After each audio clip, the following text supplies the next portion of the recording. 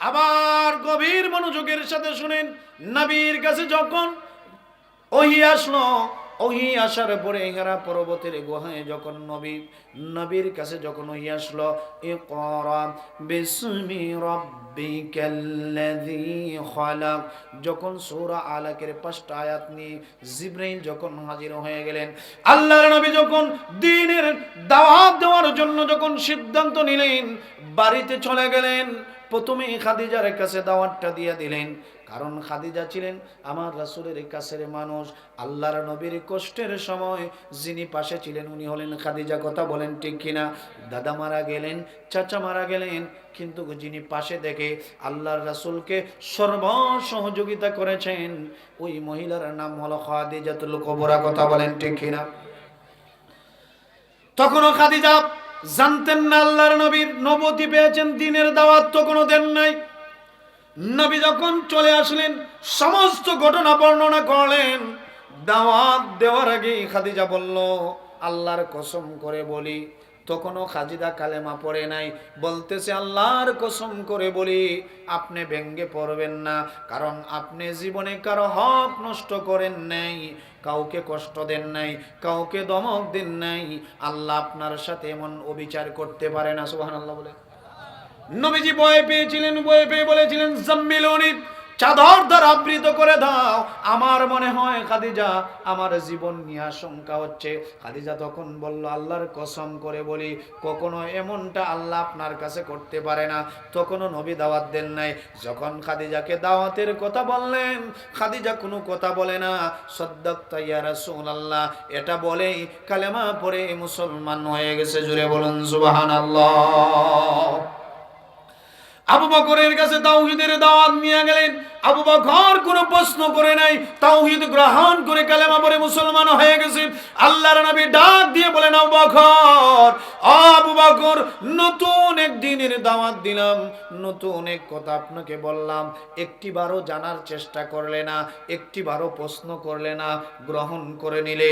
আবু বকর বলতেছে, ইয়া রাসূলুল্লাহ, ইয়া হাবিবাল্লাহ, আগো আল্লাহর পয়গম্বর, আপনি একদিন নয়, 2 দিন নয়, দীর্ঘ 25টা বছর আপনার কাছে দেখি, আপনাকে আমি দেখেছি কোনোদিন কারো হক নষ্ট করেন নাই, কাউকে কোনোদিন ধমক দেন নাই, কারো সাথে আপনি ব্যবহার করেন নাই, আপনি আল্লাহর নবী, তাতে কোনো সন্দেহ না। আল্লাহর শুকরিয়া আদায় করছি। আমরা একবার পড়ে নিচ্ছি আলহামদুলিল্লাহ। আবার আল্লাহর শুকরিয়া আদায় করছি,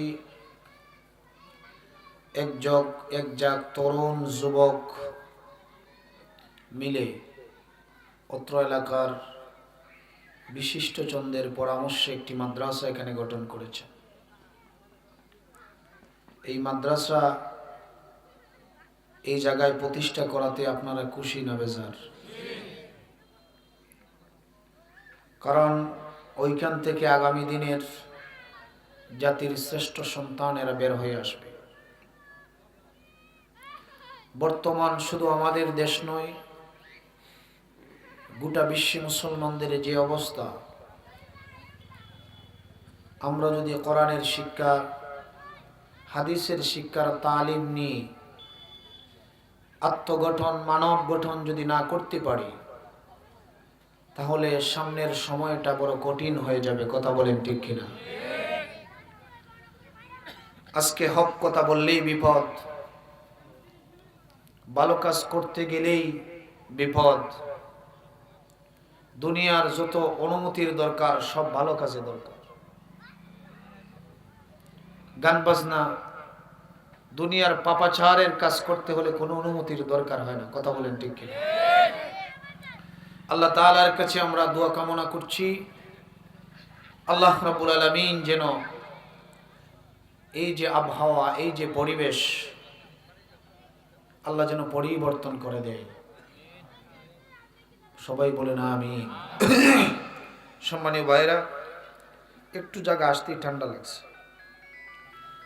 যাই হোক, এর পরেও লম্বা চূড়া কোনো আলোচনা করব না।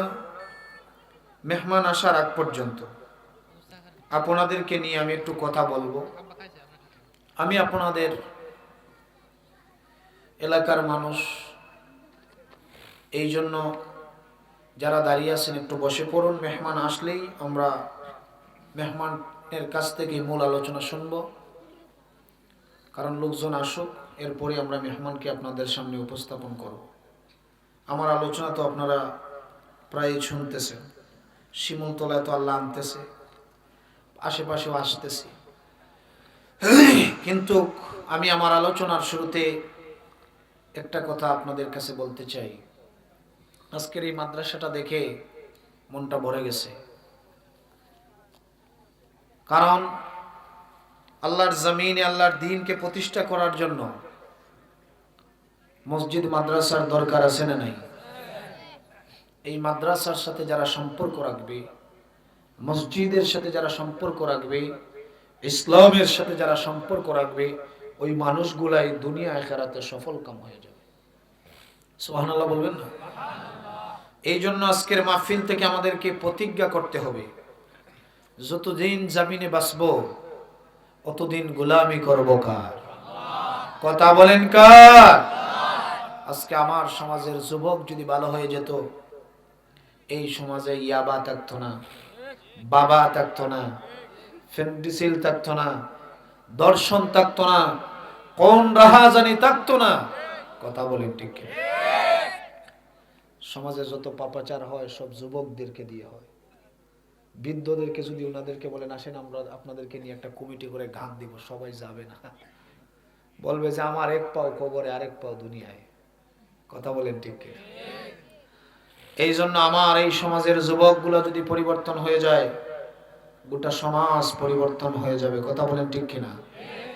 আজকে যুবকদেরকে সিদ্ধান্ত নিতে হবে যে আমরা যতদিন জমিনে বাঁচবো, যতদিন এই জমিনে থাকবো, আমরা কোনো ব্যক্তির পিছনে, কোনো মানুষের পিছনে স্লোগান দিব না। আমরা আমাদের রবের স্লোগান দিয়ে জীবন, বাকি জীবন কাটাতে চাই। কথা বলেন ঠিক কিনা? এই জন্য সম্মানিত ভাইরা, আজকের এই সিদ্ধান্তটা নিতে হবে।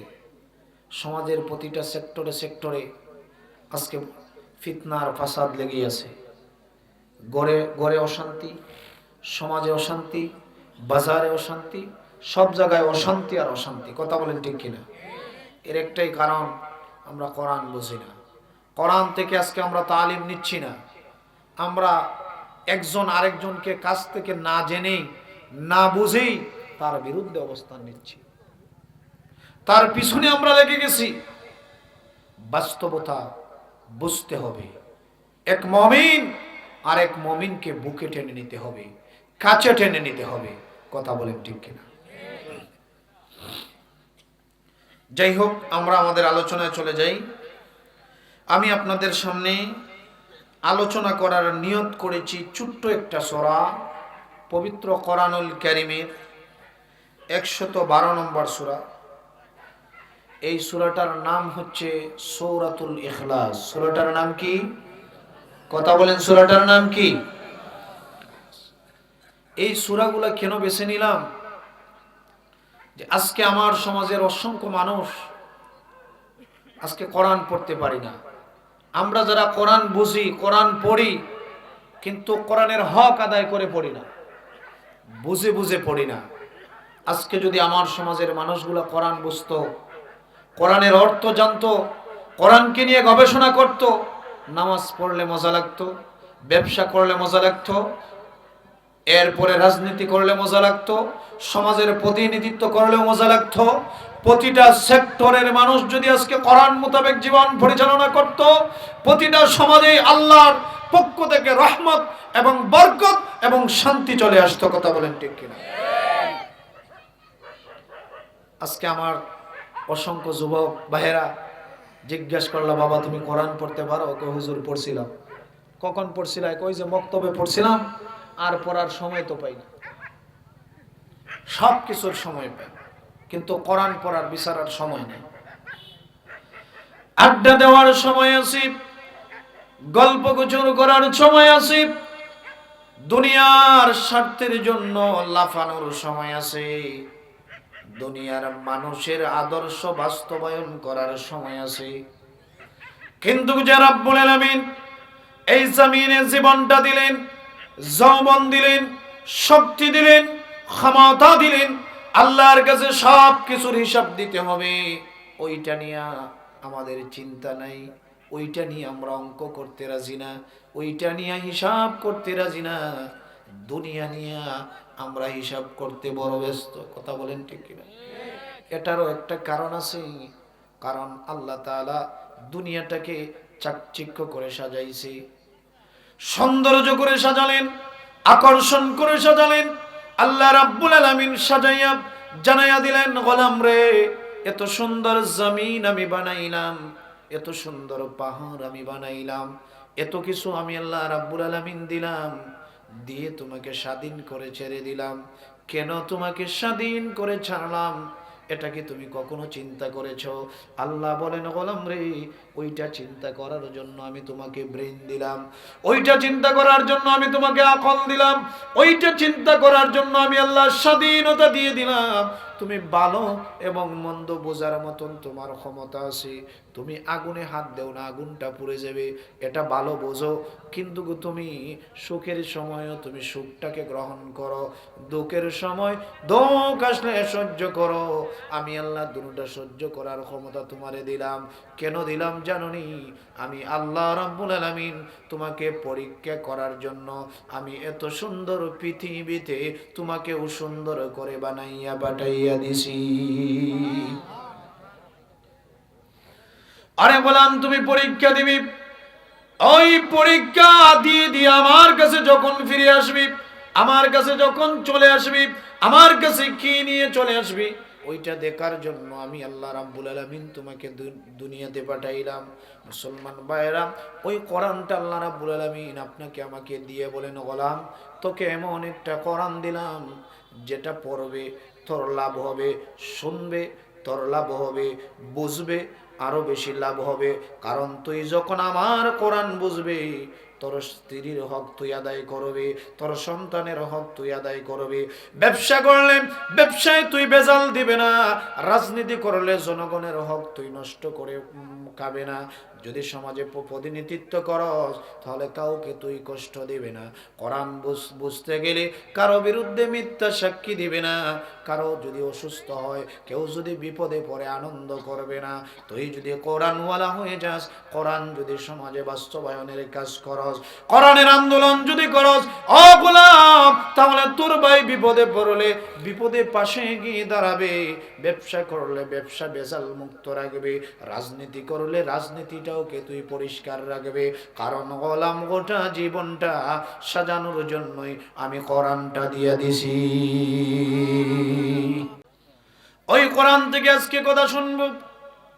112 নম্বর সূরা, অত্যন্ত ছোট্ট একটা সূরা, সূরাটার নাম হলো সূরাতুল ইখলাস। কিন্তু এমন মুসলমানও আছে সূরাতুল ইখলাস বলো, কয় হুজুর ইখলাস তো চিনি না, আছে না?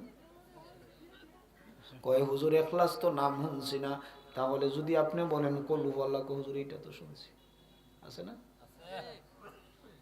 আবার যদি জিজ্ঞাসা করেন, ওরে বাবা, ওই যে মোবাইলটা বের হয়েছে, ওই মোবাইলটা তুমি ফাংশনটা কতটুকু পারো? কয় হুজুর বড় ভালো পারি। বৃদ্ধ চাচা মেসেজ লিখতে পারে না, যুবক মিনিশেই মেসেজটা লিখে দেয়, আছে না? নাই? আবার দুনিয়ার সম্পদ, কোথায় কোন টুমা আছে, কোথায় কোন জমি আছে, কোথায় কত টাকা রাখছে, ব্যাংকে কত টাকা আছে বলে না, আছে না? ব্যাংকের অ্যাকাউন্ট নাম্বার মনে থাকি, জাগার দাগ নাম্বার মনে থাকি, জমি জামার কথা মনে থাকি, কিন্তু আল্লাহ রাব্বুল আলামিন কোরআন দিলেন বোঝার জন্য, কোরআন দিলেন দুনিয়ার সফলতার জন্য, পরকালের সফলতার জন্য। কোরআন বুঝতে বিচারার সময় নেই। কথা বলেন ঠিক কিনা? আবার দাবি করে আমি মুসলমান, আল্লাহু আকবারের স্লোগান দিলে কয় এটা আমার না। কথা বলেন, এই স্লোগান আমাদের না, ওইটা ওদের। মুসলমান ভাইয়েরা, যদি আজকে আমার সমাজের প্রতিটা সেক্টরের ভাইয়েরা যদি কোরআন বুঝতো, আল্লাহ রাসূলের সুন্নাহ মোতাবেক যদি জীবন পরিচালনা করত, তাহলে ইসলামের একটা স্লোগান, আল্লাহর তাওহীদের একটা স্লোগান, আল্লাহর বরত্বের একটা স্লোগান, কোনো জাতিরে, কোনো গোষ্ঠীরে, কোনো দলরে আলাদা করে দিত না। কারণ এই স্লোগান মুসলমান মিল্লাতের স্লোগান। কথা বলেন ঠিক কিনা? এই সূরাগুলোর সাথে আমাদের পরিচয় রাখতে হবে। আজকে ওই জায়গা থেকে বসে সিদ্ধান্ত নিতে হবে যে জয়টা সূরাই পারি, যতটুকু কোরআনই পারি, আজকে থেকে এগুলার সাথে সম্পর্ক করব। প্রতিদিন ফজরের নামাজ পড়ে ওইগুলো তেলাওয়াত করব, যখনই সময় পাইব তেলাওয়াত করব। যেখানে তেলাওয়াত হবে ওই জায়গায় বসে যাব। কারণ আল্লাহর নবী বলেন, জিকরুল্লাহর মজলিস, আল্লাহর মজলিস, কোরআনের মজলিস জান্নাতের বাগান। দুনিয়ার মধ্যে উত্তম জায়গা হলো যে জায়গায় বসে বসে আমার আল্লাহর কথা বলা হয়, রাসূলের সিরাতের কথা বলা হয়, কোরআনের কথা বলা হয়। আল্লাহর নবী বলেন এই জায়গাটা দুনিয়ার মধ্যে সবচেয়ে দামি জায়গা। আজকে আমরা এই সূরাতুল ইখলাস থেকে কথা শুনবো। আল্লাহ রাব্বুল আলামিন এই সূরায় আমাদের জন্য কি রাখলেন, এই সূরাটা কি রাখলেন। পবিত্র কোরআনুল কারীমে 114টা সূরা দিয়েছেন। কয়টা? একটু কথা বলেন, কয়টা? একটু নিয়ে যান, তাফসীর মাহফিল তো, একটু নিয়ে যান বাড়ি। এর ভিতরে আল্লাহ রাব্বুল আলামিন দুইটা দিকের দিকে লক্ষ্য করে কোরআনুল কারীমের সূরাগুলোর নাম দিয়েছেন। অর্থের দিকে বা বড়তের দিকে শব্দ চয়নের মাধ্যমে কোরআনের নামকরণ করেছেন। বিষয়বস্তুর উপরে লক্ষ্য করে কোরআনের নাম করেছেন। সূরাতুল ইখলাস এবং সূরাতুল ফাতিহা দুইটা আয়াত ব্যতীত, দুইটা সূরা ব্যতীত বাকি সূরাগুলা যে নামকরণ করেছেন তার সূরার ভিতরে শব্দ আছে, নাম আছে। যেমন সূরাতুল বুরুজ, আল্লাহ রাব্বুল আলামিন বুরুজ শব্দটা দিয়েছেন। সূরাতুল আসর, আসর শব্দটা দিয়েছেন। সূরাতুত তিন, তিন শব্দটা দিয়েছেন। সূরাতুর রহমান, রহমান শব্দটা দিয়েছেন। সূরাতুল ইয়াসিন, ইয়াসিন শব্দটা দিয়েছেন। কথা বলেন ঠিক কিনা? কিন্তু দুইটা সূরা ব্যতিক্রম দিলেন। দুইটা সূরা ব্যতিক্রম। একটা হলো সূরাতুল ফাতিহা, আরেকটা হলো সূরাতুল ইখলাস। ফাতিহা মানে সূচনা, ফাতিহা মানে ইন্ট্রোডাকশন, ফাতিহা মানে ভূমিকা। আমার আল্লাহ ওই কোরআন, এই সূরা দিয়া কোরআন শুরু করলেন, সূচনা করলেন। ওই সূরার বিষয়বস্তুর দিকে লক্ষ্য করি আল্লাহ রাব্বুল আলামিন ওইটার নাম দিয়ে দিলেন সূরাতুল ফাতিহা। কারণ গোটা কোরআনের ব্যাখ্যা হলো সূরা ফাতিহা। জুড়ে বলুন সুবহানাল্লাহ। আর এই সূরাটার নাম দিলেন সূরাতুল ইখলাস। ইখলাস মানে একনিষ্ঠতা। আল্লাহ রাব্বুল আলামিন এখানে আল্লাহর পরিচয় দিয়ে দিলেন। আল্লাহর নবী, বিশ্ব নবী যখন দ্বীনের দাওয়াত দেওয়া শুরু করলেন, কাফেরেরা নবীর কাছে প্রশ্ন করলো, তোমার আল্লাহর পরিচয়টা দাও, তোমার আল্লাহর নসব নামাটা দাও। ইনসিবিলানা রব্বাকা, তোমার আল্লাহর নসব নামা কি, তোমার আল্লাহর পরিচয়টা কি? ওই রকম যখন আমার নবীকে প্রশ্ন করলাম, আল্লাহ রাব্বুল আলামিন সূরাতুল ইখলাস নাজিল করে তাদের প্রশ্নের জবাব দিয়ে দিলেন। যারা পারেন পড়েন, কুল হুয়াল্লাহু আহাদ আল্লাহুস সামাদ লাম ইয়ালিদ ওয়া লাম ইউলাদ ওয়া লাম ইয়াকুল লাহু কুফুয়ান আহাদ। জোরে বলুন আল্লাহু আকবার। আল্লাহ রাব্বুল আলামিন জবাব দিয়ে দিলেন, নবী ওই কাফেরগুলোর জবাবটা দিয়ে দাও। তারা প্রশ্ন করেছে আমার পরিচয় নবী জানিয়ে দাও। কুল, নবী বলে দাও, কুল হুয়াল্লাহু আহাদ, আমি আল্লাহ এক, আমি আল্লাহ একক। আল্লাহুস সামাদ, আমি আল্লাহ কারো মুখাপেক্ষী নয়, আমি আল্লাহর কোনো সমকক্ষ নয়। লাম ইয়ালিদ ওয়া লাম ইউলাদ, আমি আল্লাহ কারো কাছ থেকে জন্ম নেই নাই, কাউকে জন্ম দেইও নাই। কারণ ওরা ঈসা আলাইহিস সালামকে বলেছিল আল্লাহর সন্তান। কথা বলেন। আল্লাহ রাব্বুল আলামিন জবাবটা দিয়ে দিলেন। আবার আল্লাহ বলেন, আমার সমতুল্য, আমার সমকক্ষ কেউ নাই। সুবহানাল্লাহ বলেন। ওই পরিচয় দিয়ে দিলেন। কোরআনের ভিতরে তিনটা মূল বিষয় নিয়ে আলোচনা করা হয়েছে, তাওহীদ, রিসালাত, আখিরাত। আল্লাহ রাব্বুল আলামিন তাওহীদের পরিচয়টা ওই সূরার ভিতরে দিয়া দিলেন। আল্লাহর পরিচয় দিতে গিয়ে আল্লাহ নাম্বার চূড়া শব্দ ব্যবহার করেন নাই, সূরা দেন নাই। আমার আল্লাহর পরিচয়টা এই 3 আয়াতের ভিতরে দিয়া দিয়েছেন। আল্লাহু আকবার। এই 4টা আয়াতের ভিতরে আল্লাহ তাআলা দিয়া দিয়েছেন। মুসলমান ভাইরা, এবার আমাদের আল্লাহর জাতি নাম হলো আল্লাহ। আল্লাহ নামটাকে কোনো বচন নাই, কোনো লিঙ্গ নাই, সব কিছুর বিপরীত শব্দ আছে,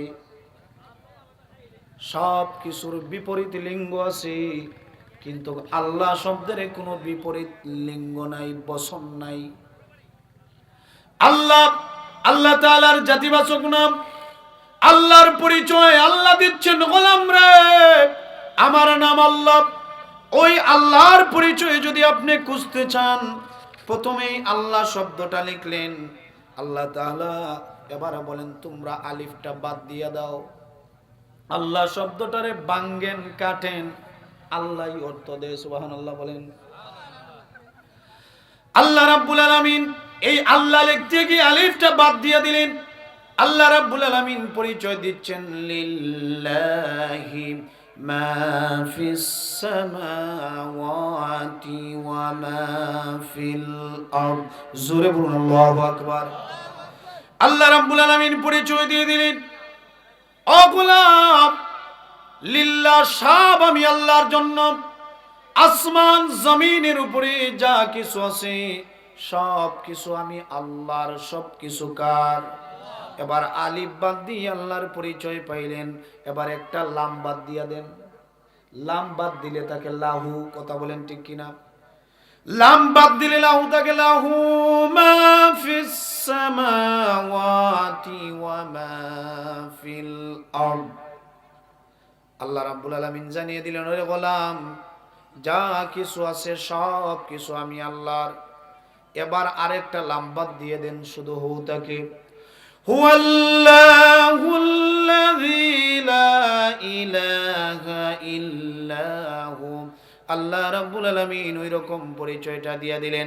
আলিফ বাদ দিলেও আল্লাহ আল্লাহই অর্থ দেয়, লাম বাদ দিলেও আল্লাহ অর্থ দেয়, শুধু হা থাকলে, হু থাকলেও আল্লাহর পরিচয় পাওয়া যায়। জুড়ে বলুন সুবহানাল্লাহ।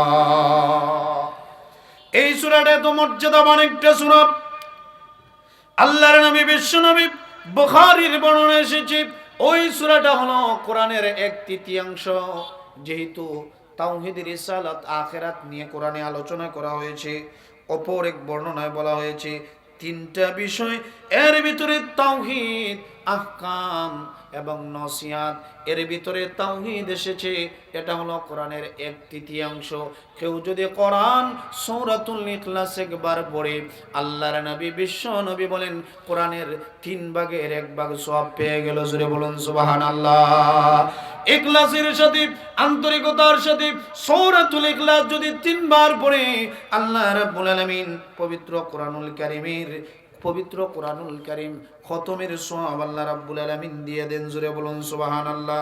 আব্দুল্লাহ ইবনে মাসউদ রাদিয়াল্লাহু তাআলা আনহু থেকে হাদিসে বর্ণিত আছে, ও মুসলমান ভাইরা, ওই জন্য কোরআনের ভিতরে অত্যন্ত দামি একটা সূরা।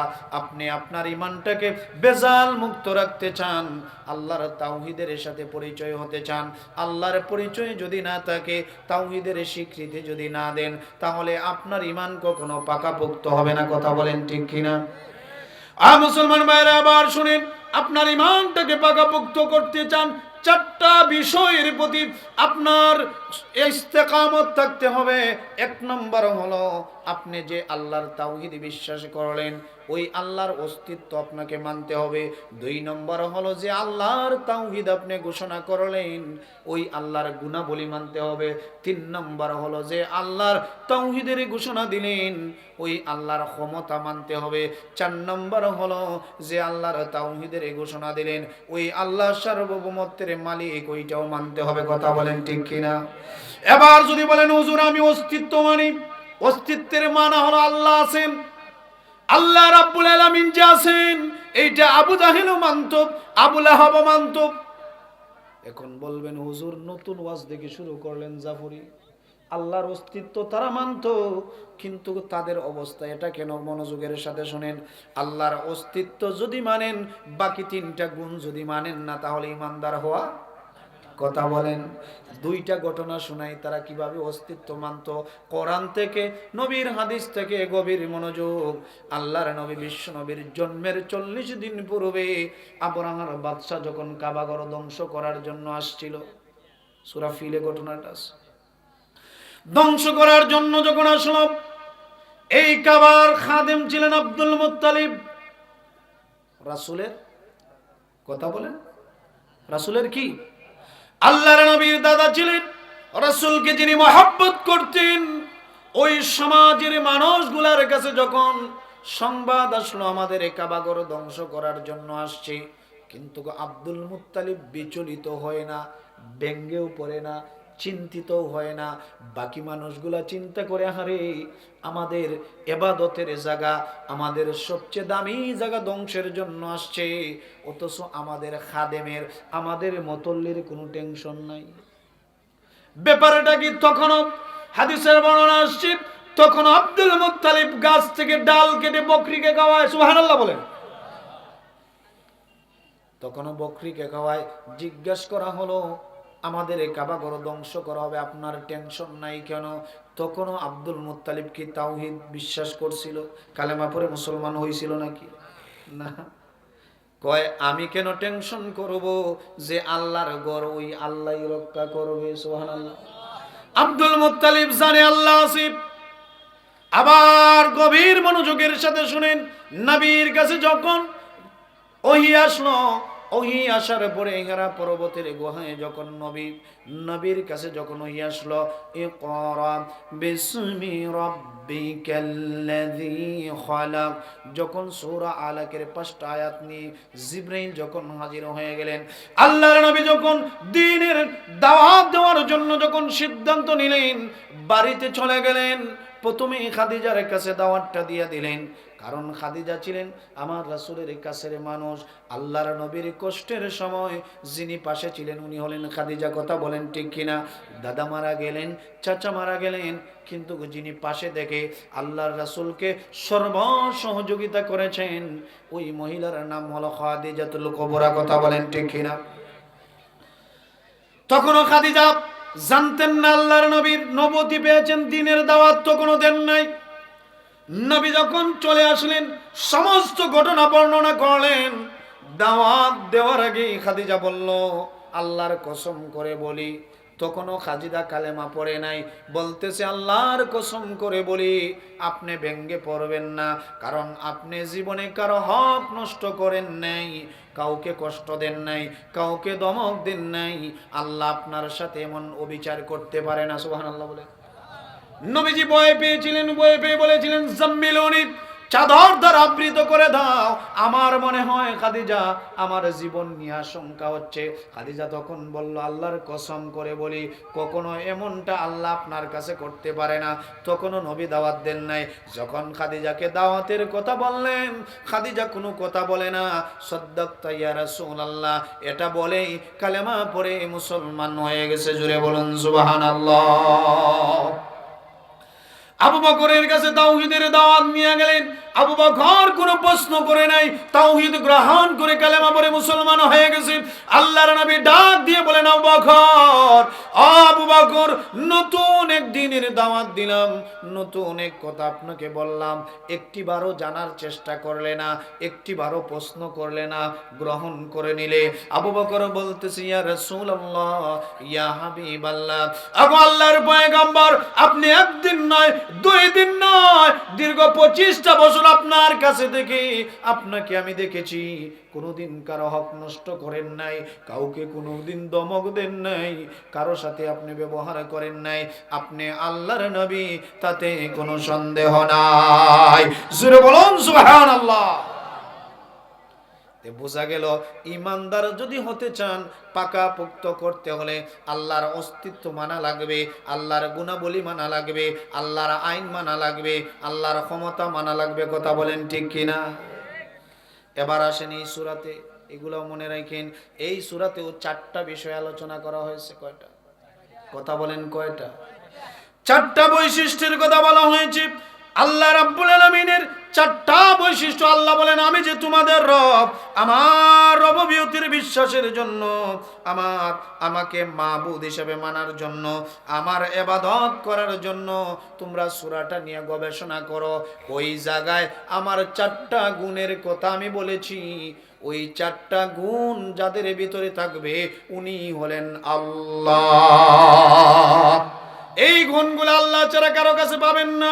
প্রথম নম্বর গুণ হলো যে মাবুদের ইবাদত করবেন, ওই মাবুদের প্রধান বৈশিষ্ট্য হলো আমার আল্লাহ হলেন আহাদ। প্রথম আয়াতেই জানিয়ে দিলেন কুল হুয়াল্লাহু আহাদ। আল্লাহ বলেন, নবী আমার গোলামদেরকে জানিয়ে দাও আমি আল্লাহ এক। আমার আল্লাহ প্রথমেই তাওহীদের পরিচয় দিলেন, আহাদ, এটার কোনো বচন নাই, এক। আল্লাহ রাব্বুল আলামিন জানিয়ে দিলেন, গোলাম আমি আল্লাহ এক, আমি সারা পৃথিবীতে যারাই রবের দাবি করে আর কেউ এক নয়। এই জন্য গোলাম তুমি তোমার ইবাদতি করতে হলে, জীবন দিয়ে ইবাদতি করতে হলে আমার করো, কারণ আমি আল্লাহ এক। জোরে বলুন সুবহানাল্লাহ।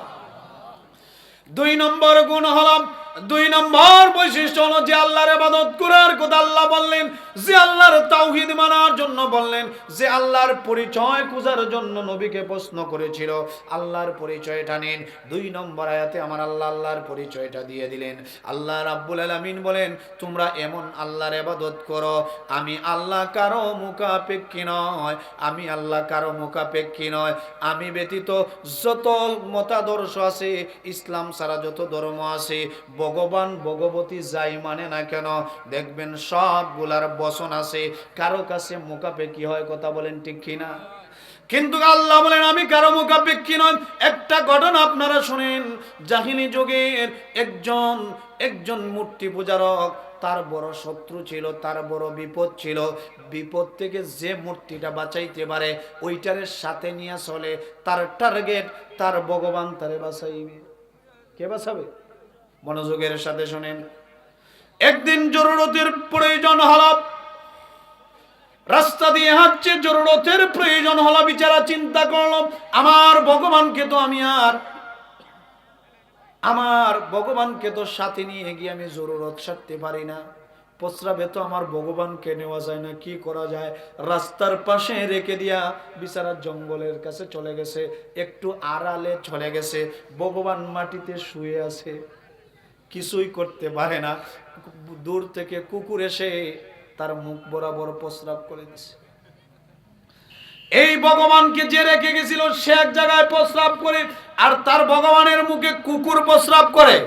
দুটোটাই চলতেছে, তারটা চলতেছে আড়ালে আর কুকুরেরটা চলতেছে প্রকাশ্যে। কথা বলেন ঠিক কিনা? এবার বিচারার জরুরত ছেড়ে আসলো, এসে তার ভগবানের মুখে পানি দেখে চিন্তা করলো মনে হয় বরকতের পানি।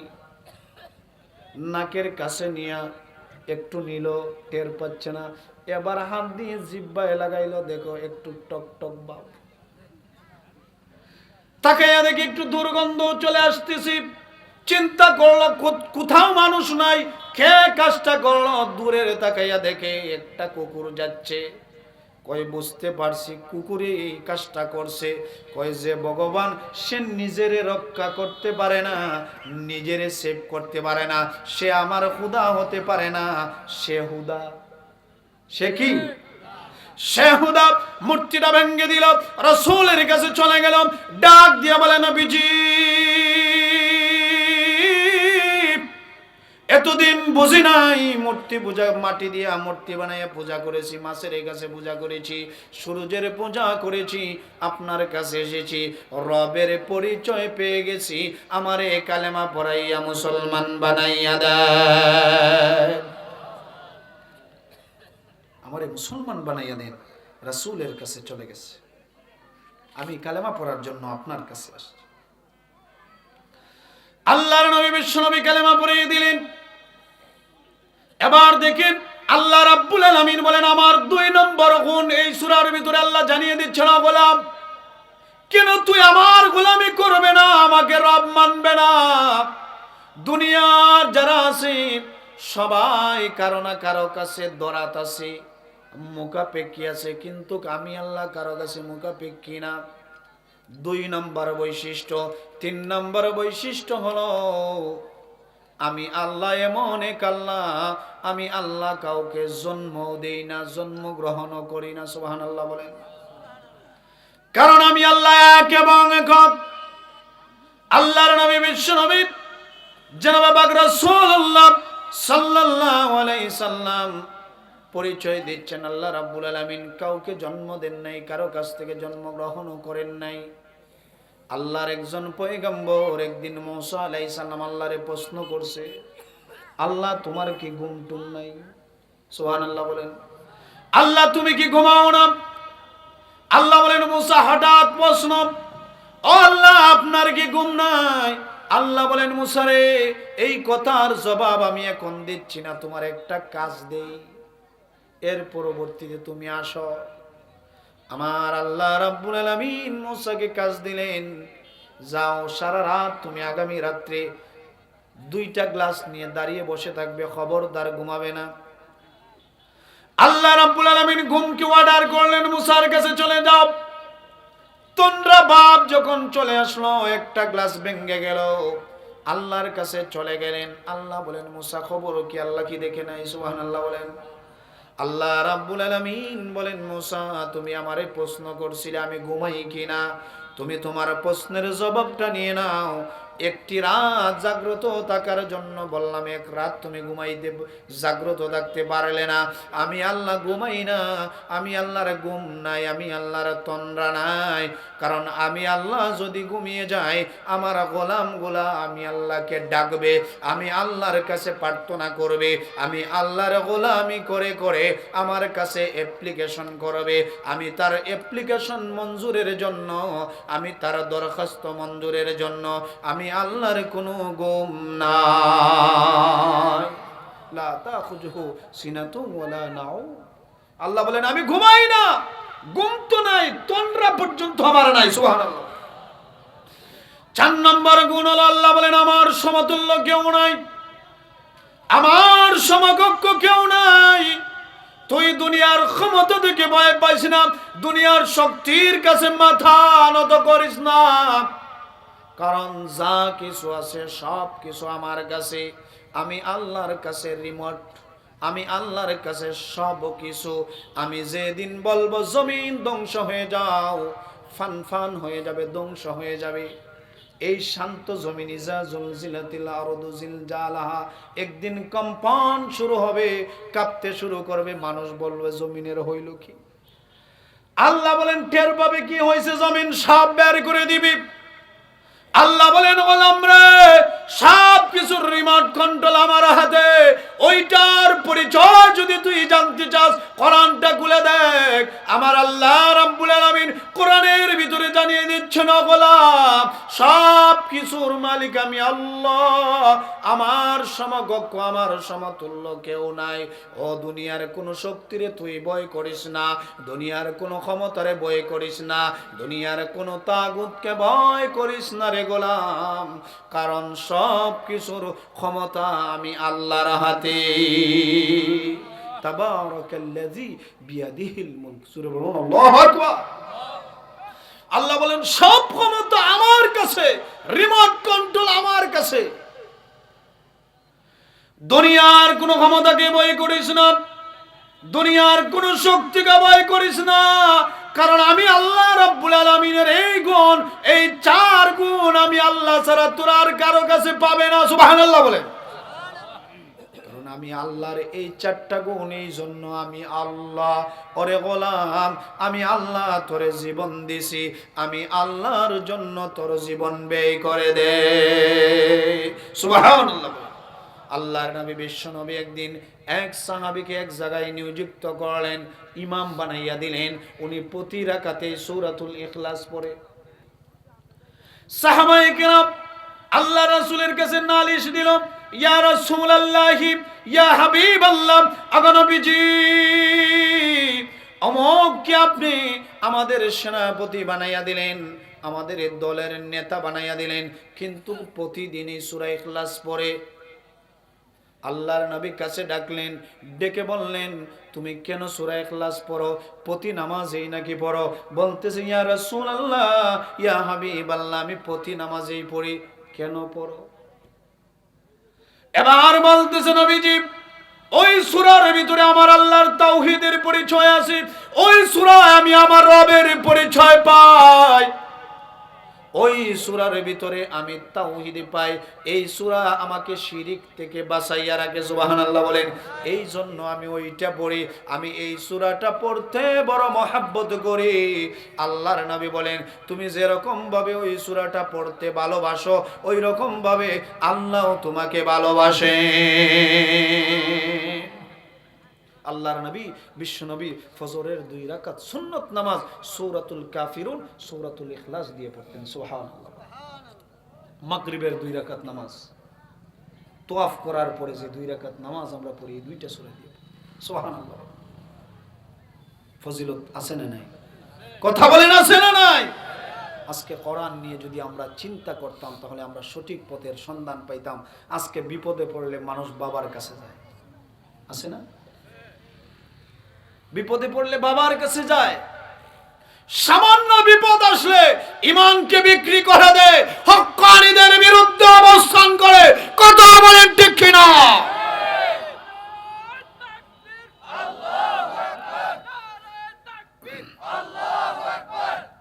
সম্মানিত ভাইরা, বুঝতে হবে, যারা আমরা সামান্য হুঙ্কার দেখে, বাঘের গর্জন দেখে যারা ভয় পায়, এখনো তারা পরিপূর্ণ তাওহীদ, আল্লাহর তাওহীদের পরিপন্থী বিশ্বাস তাদের অন্তরে ঢুকাতে পারে না। আল্লাহ রাব্বুল আলামিন বলেন, তোমরা যেরকম ভাবে আমার তাওহীদের স্বীকৃতি দিয়েছো, আমি আল্লাহর সেই কথাটা, আমি আল্লাহর সেই সাক্ষ্যটা তোমাদের কলবে, তোমাদের অন্তরে তোমরা জায়গা দাও। এরপরে আমি আল্লাহর পক্ষ থেকে যত বিধান আসবে, হেদায়েত আসবে, তোমরা সেগুলা মেনে নাও। এই কাজটা যদি তোমরা করতে পারো, আমার হেদায়েত যদি গ্রহণ করতে পারো, তাওহীদের উপরে যদি ইস্তেকামত থাকতে পারো, আমার রব্বিয়তের উপরে যদি ইস্তেকামত থাকতে পারো, দুনিয়ার কোন শক্তি কোন ঈমানদারকে, কোন মুমিনকে পিছপা করতে পারে না, পারে না, পারে না। কথা বলেন ঠিক কিনা? কারণ ঈমানদার মুমিন যাকে ভয় করে, কাকে? আওয়াজ দিয়ে বলেন, কাকে? আজকে দেখা যাচ্ছে আমাদের শিরিকের সয়লাভ চলতেছে। আজকে একটু বিপদে পড়ে বাবার কাছে যায়, কয়, বাবা তুমি আমার এটা দেও, সেটা দেও। কথা বলেন ঠিক কি? কেউ একটু সাহায্য করলে কয়, আপনি আমারে বাঁচাইলেন। আচ্ছা বলেন তো দেখি, বাঁচানেওয়ালা মারনেওয়ালা কে? কথা বলেন কে? একটু সাহাবায়ে কেরাম এবং মুজাদ্দিদদের জীবনী একটু পড়ে দেখেন। এই জামানার শ্রেষ্ঠ একজন মুজাদ্দিদ ছিলেন, তাফসীরের কিতাব যিনি উপহার দিয়ে গেছেন, ওনার মৃত্যুর ফয়সালা হয়ে গেছে। ওনার কাছে একজন দুনিয়ার একজন আমার মতো একজন হুজুর গেছেন কালেমা পড়ানোর জন্য। উনি বলিষ্ঠ ভাষায় বলতেছে, কিন্তু মুসলমান যে তাওহীদের স্বীকৃতি দিয়েছে, মুসলমান যে কালেমা পড়েছে, আল্লাহ রাব্বুল আলামিন জানিয়ে দিলেন, গোলাম রে, ওই কালেমায় তোমার জীবন বিধান, ওইটার ব্যাখ্যা যদি বুঝতে পারো, তাহলে তোমার গোটা জীবন তুমি সফল করতে পারবে। কথা বলেন ঠিক কিনা? কারণ যখন কালেমা পড়লেন, ঘোষণা করলেন, আল্লাহ তুমি ছাড়া কোনো মাবুদ নাই, তুমি ছাড়া কোনো ইলাহ নাই, তুমি ছাড়া কোনো আইনদাতা নাই, তুমি ছাড়া কোনো বিধানদাতা নাই, তুমি ছাড়া কোনো হায়াতদাতা নাই। এক কথায় যা কিছু আছে সব কিছু কার? আল্লাহ বলেন, গোলাম তুমি স্বীকৃতি দিলে সব আমার, কিন্তু আমি তোমারে জানাইয়া রাখছি, শুধু আমার না, সব কিছু একদিন আমার কাছেই চলে আসবে। কথা বলেন ঠিক কিনা? সব কিছু আমার কাছে প্রত্যাবর্তন করবি, সব কিছু আমার কাছে ফিরে আসবি। এবার যদি রব্বুল আলামিনকে প্রশ্ন করি, রব্বুল আলামিন সব আপনার কাছে চলে যাবে, তাহলে এই মধ্যখানে এতদিনের জন্য কেন বানাইলেন?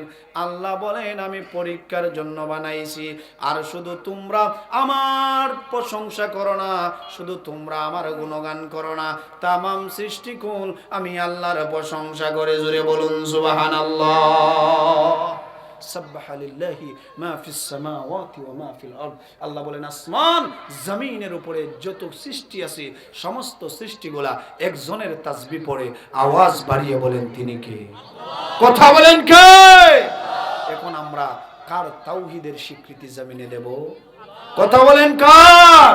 এই আল্লাহর নবী বিশ্বনবী সহ যত পয়গম্বর এসেছিলেন সবাই এই তাওহীদকে জমিনে প্রতিষ্ঠা করার জন্যই এসেছিলেন। আজকে যদি আপনি এই তাওহীদের উপর ইস্তেকামত না থাকেন, আপনার বিশ্বাস, আপনার ইয়াকিন, আপনার আকীদা যদি ঠিক না থাকে, ঈমান যদি ঠিক না থাকে, যতই আমল করেন কোনো কাজে আসবে? কথা বলেন কোন কাজে আসবে? একজন মনে করেন একজন মাছ মারে, যে উনি জাল নিয়ে এই যে আমাদের মাইটান হাওরে গেছে, মনে করেন হাওরে মাছ নিয়ে জাল নিয়ে গেছে মাছ মারার জন্য, কিন্তু জালটা একটু সিরা, কিন্তু যেটাতে মাছ রাখবে এটার তলা নাই, সিরা জাল দিয়া কেউ দেয়, উঠার কথা ছিল দুইটা, উঠে একটা, উনি এখান থেকে নিয়ে ওই পাত্রে রাখে, সারাদিন মাছ মারতেছে আর পাত্রে রাখতেছে, বাড়ি যখন আসছে পাত্র তুলা দিছে, মাছ আর মাছ, তাই না? কেন নাই? তলা নাই, তলা নাই। এই জন্য মুসলমান ভাইয়েরা, আজকে আমাদের ঈমান যদি শিরিক মুক্ত না করি, বেজাল মুক্ত না করি, যত ভালো কাজই করি, জান্নাত পাওয়া যাবে? কথা বলেন যাবে? এই জন্য ঈমান এবং আমল দুটোটাকে পাকা পুক্ত করতে হবে। আপনি যতই ভালো কাজ করেন কিন্তু আল্লাহর তাওহীদের উপরে আপনার বিশ্বাস নাই, আল্লাহ রাব্বুল আলামিন সমস্ত কিছুর মালিক, ওইটার উপরে আপনার কোনো বিশ্বাস নাই, আপনার কোনো কিছুই কাজে আসবে না। এই জন্য আগে আপনার ঈমানটাকে পাকাপোক্ত করতে হবে, ঈমানটাকে বেজাল মুক্ত করতে হবে, ঈমানটাকে শিরিক মুক্ত করতে হবে। শিরিক মুক্ত ঈমান নিয়া, সিরা জাল নিয়া যেরকম খেউ দিলে মাছ উঠা যায়, শিরিক মুক্ত ঈমান নিয়া যদি আল্লাহর কাছে ফরিয়াদ করেন, আল্লাহ তাআলা মাফ করবেন। সুবহানাল্লাহ। ঈমানের দাম কম না বেশি? কথা বলেন কম না বেশি? ইমানদার তো তারাই যারা আল্লাহর উপরে বিশ্বাস করে, ইমানদার তো তারাই যারা আল্লাহ রাব্বুল আলামিনের রববিয়তের উপরে বিশ্বাস করে, ইমানদার তো তারাই যারা রবের পক্ষ থেকে যা আসছে কোনো কথা নাই, কোনো বার্তা নাই, কোনো প্রশ্ন নাই, সবকিছু বিনা প্রশ্নে যারা গ্রহণ করে, ওরাই হলো ইমানদার। কথা বলেন ঠিক কিনা? আর আপনি আমি ইমানদার হইছি সুবিধাবাদী ইমানদার। কথা বলেন ঠিক কিনা? কথা বলতে গিয়া চিন্তা করি হুজুর খুশি না বেজা আছে না? কথা বলেন আছে না?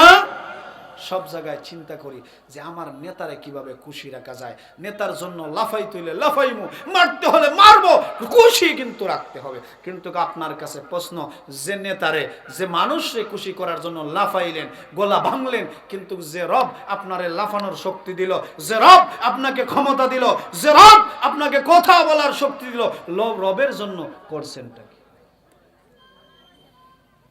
আজকে রাত্রে গিয়ে একটু নোট করবেন যে রবের জন্য আমি করছি কি, আল্লাহর জন্য করছি কি। আল্লাহ রাব্বুল আলামিন আমাকে কত বড় নিয়ামত দিলেন কোরআন। আল্লাহ তাআলা বলেন আমার যত নিয়ামত আছে সমস্ত নিয়ামতের ভিতরে সবচাইতে দামি নিয়ামতের নাম হলো কোরআন। কথা বলেন ঠিক কিনা? এখানে আলেম বিন্দু জিজ্ঞাসা করবেন সবচেয়ে বড় নিয়ামতের নাম হলো কোরআন। এই জন্য আল্লাহ তাআলা নিয়ামতের নামে সূরা দিয়েছেন সূরা রহমান। উনি আলোচনা করছেন, আল্লাহ জানিয়ে দিচ্ছেন আর রহমান, আমি দয়ালু, আমি মায়াশীল, আমি করুণাশীল। দ্বিতীয় নম্বর আয়াতে আমার আল্লাহ জানিয়ে দিচ্ছেন আল্লামাল কোরআন, আমি দয়া করে মায়া করে তোমাদেরকে শিক্ষা দিছি কোরআন। সুবহানাল্লাহ। সমস্ত নবীদেরকে আল্লাহ মৌজিজা দিয়েছেন, দুনিয়া থেকে চলে গেছেন, সবার মৌজিজা আল্লাহ ব্যান করে দিলেন, রহিত করে দিলেন। কিন্তু আল্লাহর নবী বিশ্ব নবীর জীবনে ৩০০০-এর অধিক আল্লাহ তাআলা মৌজিজা দিয়েছেন। নবী দুনিয়া থেকে চলে গেছেন কিন্তু জীবন্ত কোরআন আমাদের জন্য রেখে গেছেন, এই মৌজিজা রেখে গেছেন। কিয়ামত পর্যন্ত আল্লাহর পরিচয় জানতে চাও, রাসূলের পরিচয় জানতে চাও, জান্নাতের পথে অগ্রসর হতে চাও, সঠিক পথে অগ্রসর হতে চাও, কোরআনের কাছে চলে আসো। কথা বলেন ঠিক? ইমানটা কত দামি, ইমানটার যে কত দাম, একটা ঘটনা আপনাদেরকে বলি। কেউ যদি ইমান গ্রহণ করে, ইমান বলতেছে আল্লাহর নবী বলতেছেন, কেউ ইমান গ্রহণ যদি সকাল 11টায় করে আর 2টায় যদি মারা যায়, যোহরের রক্ত নামাজ ফরজ করে দিয়েছেন কে? তাহলে ইমানের সাথে আমলের সম্পর্ক আছে না নাই? কিন্তু আমরা সবাই এখানে ইমানদার, সবাই বুকে টুকা দিয়া কয় হুজুর আমার ইমান কিন্তু পাকা আছে। কি দিয়া পাকা করছো?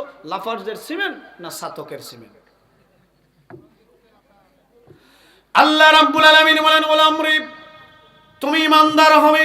আমার ইমানদারের পরিচয়টা কোরআনে খুঁজে নাও। আল্লাহ রাব্বুল আলামিন ইমানদারের পরিচয় দিচ্ছেন, ইন্নামাল মুমিনুনাল্লাযীনা ইযা যুকিরাল্লাহ, জোরে বলুন আল্লাহু আকবার।